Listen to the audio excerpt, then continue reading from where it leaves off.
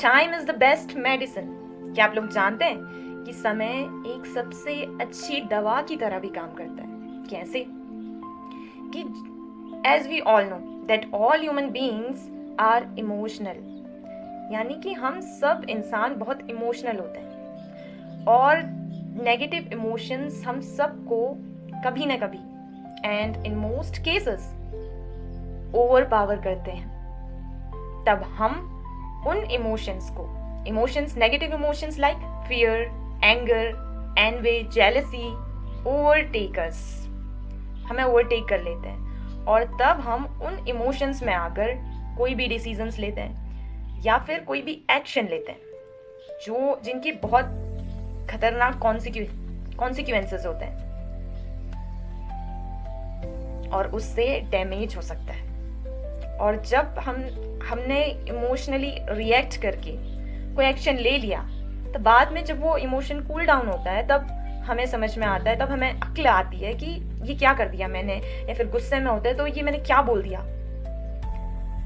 And the wounds, जो घाव फिर लगते हैं ना, जो हम इमोशनली ड्रिवन होकर जो भी हम काम करते हैं, जो भी एक्शन हम लेते हैं, वो हमेशा गलत होता है और उसके जो घाव हैं वो नहीं भरते हैं। It remains for ever.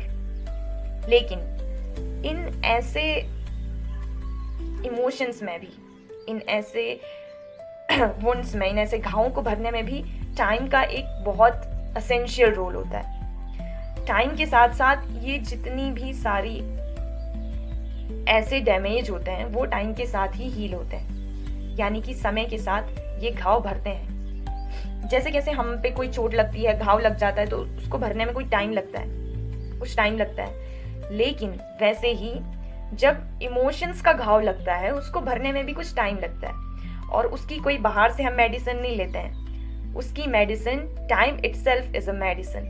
समय खुद उसकी दवाई है और सबसे बेस्ट दवाई है। टाइम ही उसको हील्स करता है, उसको क्योर करता है और बेस्ट वे में क्योर करता है। टाइम के साथ साथ या तो हम उस चीज को भूल जाते हैं, फॉरगेट एंड फॉरगिव, यानी कि या तो हम भूल जाते हैं या फिर उसकी इंटेंसिटी कम हो जाती है तो फिर हम लोगों को माफ कर देते हैं। इसीलिए कहा जाता है कि डोंट रिएक्ट इमोशनली हमें रिएक्ट नहीं करना है। जब इमोशनल हो आप तब पॉज लेना है, ऑब्जर्व करना है, खुद को काम रखना है और फिर कुछ टाइम बाद डिसीजन लेना है और एक्शन लेना है। इन जेलसी, फियर, एंगर, एनवे, इन सब